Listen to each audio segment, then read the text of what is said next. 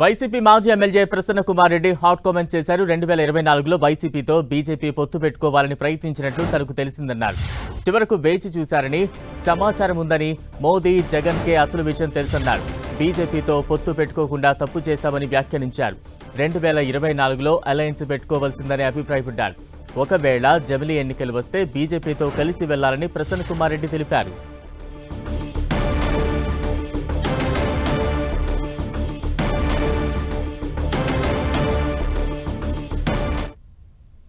రాజ్యసభలో ఏ బిల్లు ప్రవేశపెట్టినా మోడీ గారు జగన్మోహన్ రెడ్డి గారికి ఫోన్ చేయడం, మద్దతు ఇవ్వమనడం, మనం అన్ని బిల్స్ కూడా మద్దతు తెలిపాం రాజ్యసభలో కానీ పార్లమెంట్లో కానీ.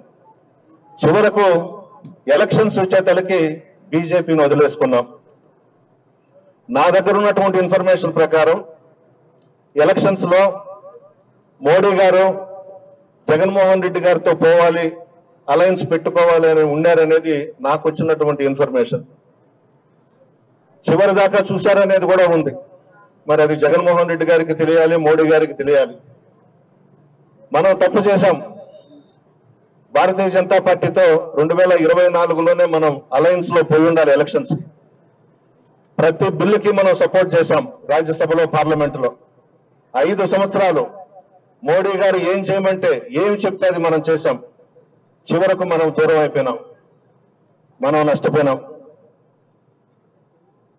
మరలా చెప్తున్నాను, రేపు జమిలీ ఎలక్షన్స్ వచ్చినా, జనరల్ ఎలక్షన్స్ వచ్చినా జగన్మోహన్ రెడ్డి గారికి చిన్న సలహా ఇస్తా ఉన్నా, భారతీయ జనతా పార్టీతో పోదాం మనం ముందుకి.